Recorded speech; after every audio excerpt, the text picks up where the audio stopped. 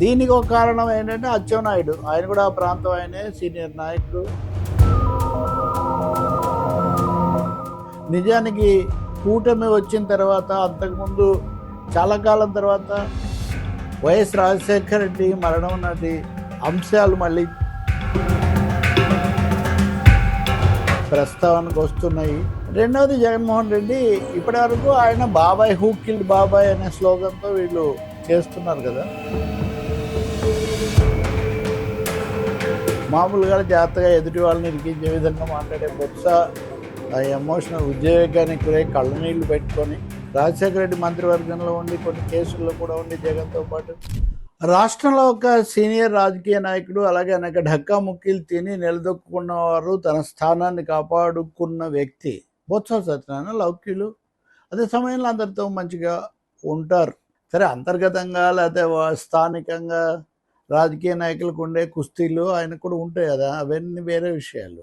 బొత్స సత్యనారాయణ కూడా ఒక ప్రత్యేకత ఏంటంటే, కాంగ్రెస్ హయాంలో కీలక పాత్ర వహించి జగన్మోహన్ రెడ్డి డిస్పెన్సేషన్, జగన్మోహన్ రెడ్డి వ్యవస్థలో కూడా స్థానం సంపాదించి కీలక స్థానం. అంతేకాకుండా జగన్మోహన్ రెడ్డికి రాజ్యాంగ పదవి లేనప్పుడు కూడా ఇప్పుడు ప్రతిపక్ష నాయకుడిగా కొనసాగుతున్న వ్యక్తి బొత్స ఒకరే. ఇవన్నీ బొత్స ప్రత్యేకతలు. అటువంటి వ్యక్తి ఈరోజు కళ్ళ నీళ్లు పెట్టుకున్నారు. చాలా కాలం తర్వాత వైఎస్ రాజశేఖర రెడ్డి మరణం నాటి అంశాలు మళ్ళీ ప్రస్తావనకు వస్తున్నాయి. దీనికి ఒక కారణం ఏంటంటే అచ్చెన్నాయుడు. ఆయన కూడా ఆ ప్రాంతం ఆయనే, సీనియర్ నాయకుడు. నిజానికి కూటమి వచ్చిన తర్వాత అంతకుముందు చంద్రబాబు తర్వాత దాదాపు నెంబర్ 2 అన్న స్థానంలో ఉన్న ఆయన కొంచెం పోటాపోటీగా పెనుగులాడుతున్న పరిస్థితి. ఇవన్నీ అందరికీ తెలిసిన వాస్తవాలే. ఇంకా చాలా విషయాలు ఉన్నాయి కానీ ఇప్పుడు అనవసరం. ఆయన ఈరోజు మీడియా మీద, ఇంకా చెప్పాలంటే ఏబిఎన్ దాని మీద వైసీపీ వాళ్ళ దాడులు, ఈ విషయాల గురించి మాట్లాడుతూ హఠాత్తుగా ఒక కొత్త విషయం, కొత్త ఆరోపణ తీసుకొచ్చారు. రాజశేఖర రెడ్డి చనిపోయినప్పుడు జగన్ ఎక్కడున్నారు, ఆ రోజు ఉదయం ఆయన రాలేదు, తర్వాత సంతకాలు సేకరించారు తన పదవి గురించి అని ఒక ముక్కలో చెప్పాలంటే అనుమానాలు సృష్టించే విధంగా మాట్లాడారు. జగన్ అధికారం కోసం పాకులాడాడే కానీ తండ్రి గురించి ఏమీ ఇవ్వలేదు. ఇది ఆయన చెప్పిన దాని సారాంశం. తను చెప్తే వేరుగా ఉండేది. ఈ మాటలు తనకు బొత్స సత్యనారాయణ చెప్పాడు అని ఆయన దాదాపు సూటిగా చెప్పేశారు. ఇక అక్కడి నుంచి మొదలవుతుంది సహజంగా. ఇక ఒకటి, బొత్స ఇటువంటి ఇలా చెప్పారు అనే ఒక అనుమాన బీజాలు లేకపోతే నాటడం జగన్లో ఒకటైతే, రెండవది, జగన్మోహన్ రెడ్డి ఇప్పటి వరకు ఆయన బాబాయ్ హూ కిల్డ్ బాబాయ్ అనే స్లోగన్తో వీళ్ళు చేస్తున్నారు కదా. అది సుప్రీంకోర్టు దాకా వెళ్ళింది, హైకోర్టుల దాకా వెళ్ళింది, అక్కడి దాకా వెళ్ళాలి. ఎన్నిసార్లు కోరినా కానీ అత్యున్నత న్యాయస్థానం కూడా కింద కోర్టు చెప్పిందని సమర్థించింది. వీళ్ళు అనుకున్నది అక్కడ జరగలేదు. నేనేమి ఇందులో సాక్ష్యాధారాలు వాటిలోకి నేను పోవట్లేదు. కానీ హూ కిల్డ్ బాబాయ్ అని వీళ్ళు ఇంత ప్రచారం చేసిన తర్వాత కూడా, అదో ప్రధానమైన నినాదంగా చేసుకున్న తర్వాత కూడా 2019 నుంచి 24 ఎన్నికల్లో అదే, ఇప్పుడు కూడా ఇంకా చేస్తున్నారు. సో ఈ సమయంలో వివేకానంద రెడ్డి లేదా బాబాయిని పక్కన పెట్టి ఏకంగా రాజశేఖర్ రెడ్డి వైఎస్ మరణానికే ఎసరు పెడుతున్న ఒక పరిస్థితి ఇక్కడ కనిపిస్తుంది. సో బొత్స దాని మీద ఈరోజు ఆయన మాట్లాడారు. మామూలుగా జాగ్రత్తగా ఎదుటి వాళ్ళని ఇరికించే విధంగా మాట్లాడే బొత్స ఎమోషనల్ ఉద్వేగానికి గురై కళ్ళనీళ్ళు పెట్టుకొని పదవి కోసం దిగజారు ఇవన్నీ కూడా మాట్లాడుతున్నారు. ఈ పద్ధతిలో నా చరిత్ర మీకు తెలుసు, మీ చరిత్ర మాకు తెలుసు, ఈ పద్ధతిలో ఆయన సవాలంటే సవాల్ అన్నట్టుగా చెప్పారంటే నా దగ్గర ఇంకా చాలా విషయాలు ఉన్నాయి చెప్పాలంటే అన్న పద్ధతిలో మాట్లాడారు. రెండవది, ఆ రోజు మేమందరం విచారణలో ఉన్నాం, జగన్ ఉన్నాడు, ఆయన రాగానే నేనే తీసుకెళ్ళాను అక్కడికి అని కూడా ఆయన చెప్పారు.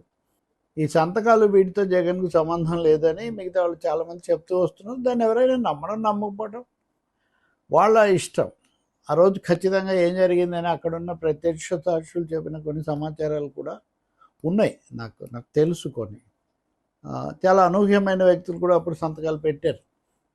ఇప్పుడు 2 రాష్ట్రాల్లో మంత్రులుగా ఉన్న వాళ్ళు కూడా అప్పుడు ముఖ్య పాత్ర వహించారు. బొత్స చెప్పిన దాంట్లో ముఖ్యమైనది ఏంటంటే, ఆ రోజు ఏం జరిగింది అనేది రఘువీరారెడ్డి, సరే ఆయన ఎట్లా కాంగ్రెసే, కాకపోతే షర్మిలతో ఈ మధ్య ఆమెను ఎక్కువ ప్రోత్సహించారు కదా, కన్నా లక్ష్మణ ఇంకా కొంతమందికి తెలుసు అని ఆయన చెప్పారు. ఇప్పుడు రాజశేఖర రెడ్డి మంత్రివర్గంలో ఉండి కొన్ని కేసుల్లో కూడా ఉండి జగన్తో పాటు కాకపోయినా సైమల్టేనియస్గా ఇప్పుడు మంత్రులుగా ఉన్న వాళ్ళు కూడా ఉన్నారు. చంద్రబాబు మంత్రివర్గంలో కూడా ఉన్నారు. వాళ్ళందరికీ తెలుసు నేను అవన్నీ చెప్పానని. ఇప్పుడు అసలు ప్రశ్న ఇప్పుడు హఠాత్తుగా దీన్ని డైవర్షన్ అనాలా, ఇంకోటి అనాలా? దీని మీద వెంటనే ఛానల్స్లో చర్చ. నాకు బాగా తెలుసు ఆ రోజు ఆ హెలికాప్టర్ ప్రమాదం రోజు నేను వరుసగా మేము చర్చిస్తూనే ఉన్నాము. TV9లో రవిప్రకాష్ అప్పుడు, వెంకటకృష్ణ అప్పుడు TV5లో ఉన్నట్టున్నారు, NTVలో కొమ్మినేని శ్రీనివాసరావు, ఇంకా మిగతా వాళ్ళందరూ, ఇంకా అలా వరుసగా అదే దీంట్లో ఉన్నాం. చివరకు మా ఉదయం పూట ఆయన చనిపోయినప్పుడు కన్ఫర్మ్ చేశారు. బొత్స కూడా అన్నారు కదా, తెల్లవారుజామున కనుక్కున్నాం మేము వెళ్ళి అనే పద్ధతిలో. అప్పుడు ఎవరెవరు ఎలా స్పందించారో, అప్పుడు ఎవరెవరు ఏం రాశారు అనేది కూడా నాకు స్పష్టంగా గుర్తుంది. కాబట్టి ఇప్పుడు ఇన్ని రోజుల్లో ఎప్పుడు లేని ఇది. ఇంకోటి, ఆ తర్వాత రష్యాలో ఒక వెబ్సైట్ రిలయన్స్కు దీన్ని ఆపాదిస్తూ ఒక కథనం ప్రచురించడము, ఆ కథనాన్ని ఒక ఛానల్, ఆ ఛానల్ అదే అని చెప్తే ఇప్పుడు ఆశ్చర్యం వేస్తుంది. ఆ ఛానల్లో చదివిన వాళ్ళు ఎవరు అన్నది కూడా, దానికి కొంచెం చర్యకు కూడా గురైంది ఎవరని. ఇప్పుడు వాళ్ళు ఎందుకంటే ఆ వైపు లేరు, వాళ్ళు ఇటువైపు వచ్చేసారు. కాబట్టి మీడియా కూడా, రాజకీయాల్లో వాళ్ళ మీడియా తటస్థంగా ఉంటుందనేది అదొక పెద్ద భ్రమ, మిత్. మీడియాకి చాలా స్పష్టమైన ప్రయోజనాలు, ఆర్థిక ప్రయోజనాలు, రాజకీయ ప్రయోజనాలు ఉంటాయి. నేను మీడియా మాయాజాలం అనే పుస్తకం రాశాను కదా, చాలాసార్లు చెప్తాను మీకు.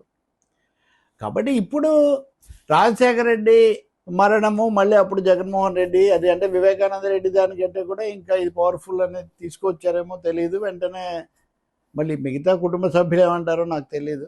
దీన్ని పోస్ట్ ట్రూత్ అంటారు, ఖచ్చితంగా చెప్పాలంటే. పోస్ట్ ట్రూత్ అనేది నేను తర్వాత మీకు ఇంకో వీడియోలో చెప్తాను. ఎందుకంటే అది ఈ ఒక్క విషయంలోనే కాదు, ఇప్పుడు మనం చూస్తున్న వాతావరణాన్ని అర్థం చేసుకోవడానికి చాలా సందర్భాల్లో ఇతరులందరూ బుర్రలు పాల్గొట్టుకుంటున్న అలాంటి వాళ్ళం ఏమాత్రం దాన్ని పట్టించుకోకపోవడం ఎందుకు జరుగుతుంది అన్నది మీరు పోస్ట్ ట్రూత్ గురించి నేను ఇప్పుడు చేయబోయే చేసే వీడియోలో మీకు తెలుస్తుంది.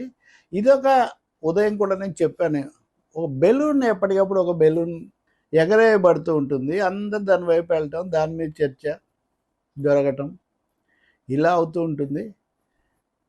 కాబట్టి అమ్మాటికి వస్తే వైసీపీ కూడా వాళ్ళు రాజశేఖర రెడ్డి మరణం అనుమానాస్పదం అన్న పద్ధతిలో హఠాత్తుగా అంటారు. మళ్ళీ దాని మీద వాళ్ళ 5 ఏళ్ళు అధికారంలో ఉన్న దాన్ని ఏమో కొలికి తీర్చురాలేదు. ఆయన చనిపోయినప్పుడు కూడా మేము ఒక చర్చ ఆ రోజు, నేను, రజనీకాంత్, జూపుడే, మేము ఆ రోజు చేసాం. ప్రమాదమా, ఏదైనా జరిగి ఉండొచ్చా, ఇట్లాంటివన్నీ కూడా. ఆ తర్వాత చాలా నివేదికలు వచ్చాయి, ఒక దశ అయిపోయింది. కాబట్టి ఇప్పుడు హఠాత్తుగా ఏదో తీసుకొని వచ్చేసి చర్చ మొత్తం అటు మళ్ళించి దాని మీద మాట్లాడేసి ఏం ఉపయోగం లేదు.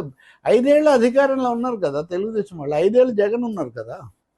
ఈ 10 ఏళ్లలో ఆయన చనిపోయాక, అంటే ఆయన చనిపోయిన తర్వాత 5 ఏళ్ళు ఉమ్మడి రాష్ట్రం, ఆ తర్వాత 10 ఏళ్ళు వీళ్ళే అధికారంలో ఉన్నారు. మరి ఏం తేల్చారు ఇప్పుడు? ఎందుకు ఇప్పుడు హఠాత్తుగా ఎవరెవరినో తీసుకొచ్చి, ఇది బొత్స అచ్చెన్నాయుడు సమస్య కాదు ఇది.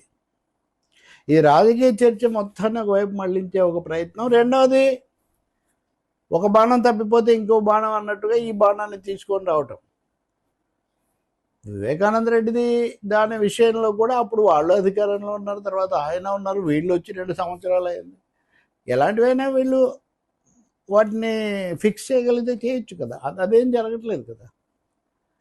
కాబట్టి ఇవన్నీ రాజకీయాల్లో నడుస్తూ ఉంటాయి. వీటి మీద మీడియాలో పోస్ట్ ట్రూత్ అన్నది ఎలా పనిచేస్తుంది, వీక్షకులు, విమర్శకులు, నాయకులు కూడా ఈ పోస్ట్ ట్రూత్ కాన్సెప్ట్ ఎలా తెలుసుకోవాలి నేను చెప్తాను.